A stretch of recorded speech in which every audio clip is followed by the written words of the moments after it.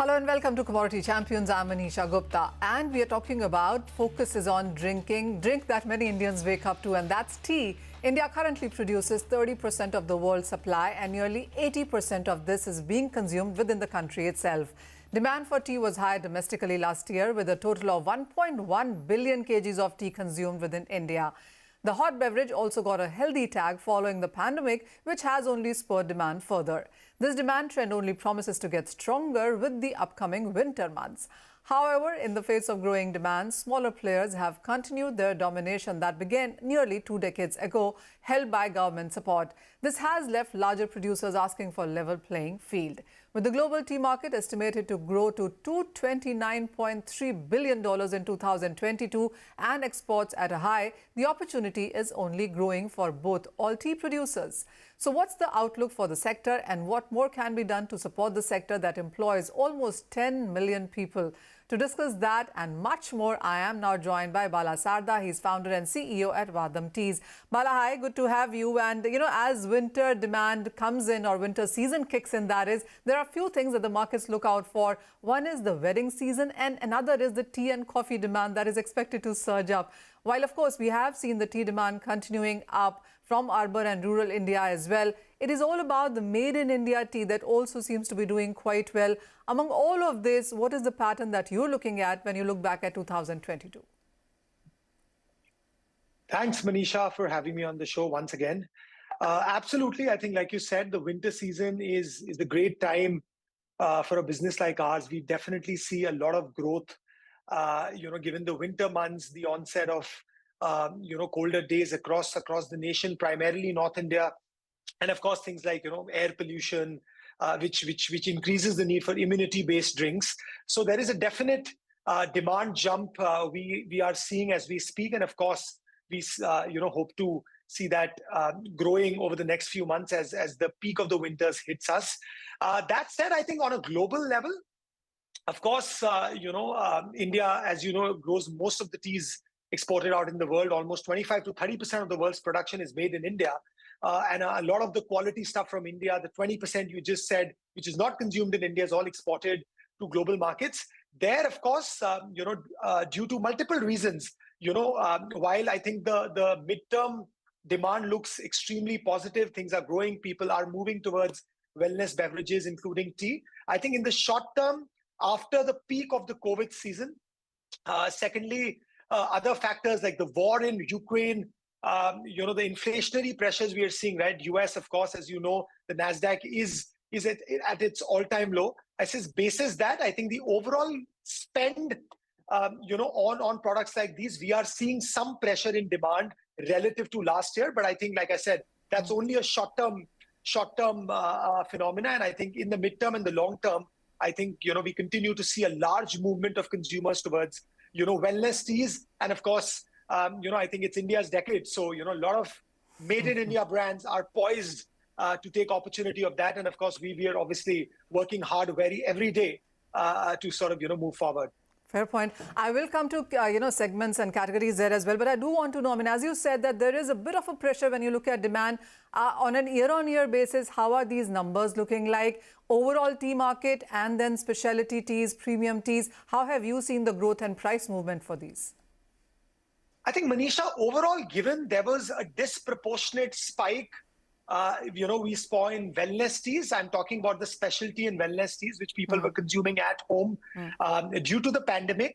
In 22, from an overall category perspective, we are seeing a decline year on year. But that said, like I said, it's just averaging out the disproportionate growth which happened for a year or two. But like I said, right, I think starting January, February, we see the growth to get back on track, and we plan to obviously take advantage of that. And is this trend only Indian, or is it a global trend as well? And how would you look at both of the, globally and India buying trends now? Is it still about the normal basic tea, or do you think people are spending more on premium teas right now? Is it more about the wellness teas? How are people buying? What are the trends? I think, Manisha, the one thing you can't reverse is the consumer's understanding of how some of these teas help you live a much better lifestyle. And I think that's what the pandemic has done for ourselves. So like I said, I think there is a there is a massive shift, while of course macro numbers, can sort of fluctuate given the disproportionate spike 2 years back. But I think if you look at from a category specific perspective, I think there is phenomenal improvement and growth in categories. And we see that happening, year on year, because what we are fundamentally seeing is that, the consumers who were consuming tea for leisure versus the consumers, who are now, consuming teas for wellness benefits. I think the latter has, of course, gone up significantly. And that's really the audience, the millennials who are more concerned about their health. That's exactly what we are trying to cater to as a brand, be it in India, be it in global markets like the US. And there, of course, I think we see a lot of positive movements. And I think brands and companies which will continue to innovate and make products for these consumers and stay true to their vision, I think, they will continue to grow even in the midterm. Bala, I was reading certain reports, and they suggest that the Indian premium tea is expected to grow at a CAGR of 4.2% until 2027. I mean, that's a very strong number, really, and the market clearly seems to be talking in billions of dollars when you look at the global market here. So what are we looking at? More innovation, more adoption of tea? I mean, winter is just an example, because there are iced teas and there are dessert teas now, and there is various innovations that we've seen come into this market. So when you look at an year-on-year overall growth in overall categories, how does that look like to you? No, I think Manisha looks extremely positive. Okay. I think there are two things which are driving this, and I think companies who need to sort of continue to capture market share, I think we'll have to continue to execute on that. One, of course, is innovation. Like I said, the tea category is not what it was, say, 10 years back. Okay. Consumers of tomorrow, the millennial consumers, are open to experimentations. They want new flavors. They want new ingredients. They want the products which help them live a better lifestyle. So I think innovating around that space continues to be an extremely critical part of our journey as well. And we continue to have a strong pipeline of products we are launching over the next few months to continue to sort of be that brand who caters to the millennial consumer. I think the second would be experience. I think with the pandemic setting up, the onset of the pandemic 2 years back, I think, of course, for a brand like ours and several brands, I think, experience obviously took a hit. HoReCa, having your own stores, a lot of those things you could not do the way you can now do it again. So I think, how do you bring experience to tea? Be it in your home, be it in the hotel, be it in a restaurant you go to. I think that's, of course, is going to be very critical. And we, of course, plan to focus on that. Probably have our own experience stores coming up very soon, which is in 2023. Okay. Our first experience store, we plan to open that in 23, which will again help us, gain hopefully a larger share of this growing specialty tea market. Bala, you were also part of the Oscar goodie bag. You've expanded in US and Canada as well. How has that experience been?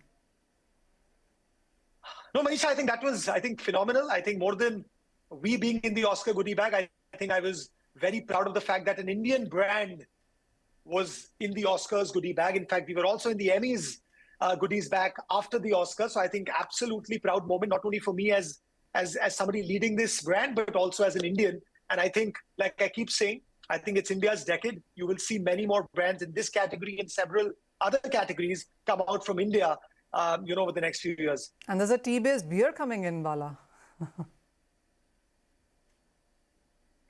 Thank you. Bala, I was saying that there's a tea-based beer as well coming in. I mean, is there any category, any segment that you're looking which can be left alone? Oh, absolutely. Sorry, I didn't hear that, Manisha. So, no, of course we did. We did a very interesting partnership with Bira recently. We had teas, we had beverages you can consume till evening, probably night as well. Now, with the beer, we had something we can consume after 8 p.m. as well. But I think on a serious note, like I said, how do you target the millennial consumer who has a very balanced approach to everything they do, which means they do have some other beverages as well. And how do you bring bring an experience, new flavors in their lives, right? And that's why we said let's partner with Bira and do something very interesting in this space. And we will continue to do such collaborations and partnerships to expand this top funnel of consumers who are looking to consume specialty teas from a brand like ours. So, Bala, what is the specialty tea market share as of now that you see in India and outside as well? And the point two is there price sensitivity into the market yet? Manisha, I think I may not have the exact numbers, but I think we continue to, of course, grow well as a business and, continue to capture a relatively larger share of the specialty tea business in whichever market we are in as a brand. And I think, with some focused initiatives around the wellness space, taking superfood ingredients like turmeric, ashwagandha, moringa, I think, that will further help us, grow in this space over the next 3 to 5 years. All right. Any number that you want to throw at us? At what kind of a growth are you anticipating next 3 to 5 years? I think we are targeting a double-digit, of course, a high double-digit growth percentage as a business. I think, like I said, this year was an anomaly given, and the kind of recession and inflationary pressures we are seeing as a business in the US and Europe. But like I said, we are building a brand for the long term. And I think over the next 3-4 years, 5 years rather, I think we see strong double-digit growth coming just basis, the kind of growth we are seeing in the market as well. So I want to squeeze in one last question. Do you see a lot of price sensitivity into the market right now, given the fact that there are concerns with recession in? There is. There is. Okay. There is, Manisha. So I think, and I'll talk to you about a market like America, and I think that's very fair as well, right? It's really when, times like these hit, and I think we've seen it historically, the 2008 financial housing crisis. I think it happened then. Then, of course, we saw it in the first couple of months of COVID. Of course, we were in the wellness category, so that recovered fairly quickly. And I think the similar trend we are seeing, right now, given there is there is definite recession which is coming up in some of these markets. Okay. But like I said, I think the consumer is being slightly cautious about their spend. But that said, I think a large percentage of our consumers continue to sort of buy from us, buy larger amounts, given wellness and the theme of wellness. That's one category you don't sort of really pull back your spend from. In fact, your spends tend to go up. Increase. In times like these, right? So when you're more stressed, so like I said, in our business also, if you see the breakup, the more traditional categories like black teas, we would see a demand pressure there. But when you look at categories like herbal teas, green teas, wellness teas, we continue to see strong growth despite the recession in these markets. Oh, well, that point is well taken. Piping hot onto that one. So while a bit of a dent when it comes to global markets because of price sensitivity there, but clearly innovations and wellness, lifestyle benefits is something that will keep the tea market on the higher side. Bala, thank you so much for joining us with that. It's time for a short break. But coming up, we turn our focus to gourmet and luxury teas in a chat with Isha Mehta, founder of Satori Tea. Don't go anywhere.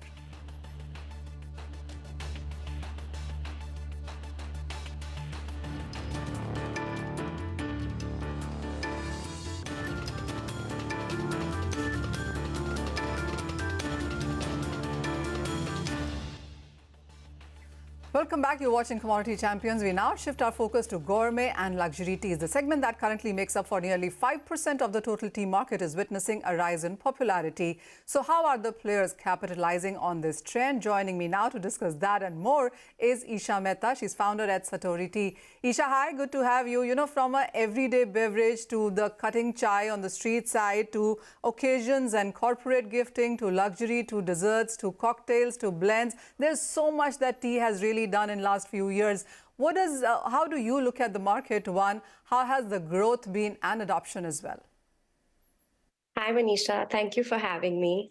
So with luxury tea, there's definitely a sense of curiosity and willingness and openness from customers today. They want to try new things. They want to have different experiences. India produces some of the finest loose leaf teas, most of which have always been exported. But now you're seeing a slight change where consumers are seeking to have these experiences. For Jicha, for instance, one of our green teas, we thought it would be difficult to push this particular tea in the Indian market, but surprisingly, it's doing really well. And it's a fitting example to see how the consumer is evolving and is looking to try new experiences and different flavor profiles. Absolutely. You know, Isha, as Bala was also suggesting, that the Make in India tea really seems to be doing well. I mean, for the longest time, we've been exporting good quality teas. But how strong is, procuring sustainability, those aspects coming within the tea market too? So the orthodox tea industry in India, where I refer to the loose leaf teas and not CTC teas, is a relatively small scale market industry. And it is struggling, but there is definitely a demand for it. And brands such as ours, niche brands, are trying to bring these about to Indian consumers themselves and create awareness that we do make good quality teas. But with Indians, it's a struggle where there's relatively lack of awareness within the orthodox tea market. And if the same teas were to be packaged by an international tea brand and then come, people would be interested and pick that up. But this used to be 5 years ago. Now there's a big change in this. Absolutely. Also, while of course tea is an everyday thing, but tea really seems to have gotten into the gifting part of it as well. So whether it's about corporate gifting, you talk about the wellness aspect of it, the various blends that tea has seen come into the foray as well. How do you see that market doing going forward? So gifting is where majority of the sales happen when it comes to tea.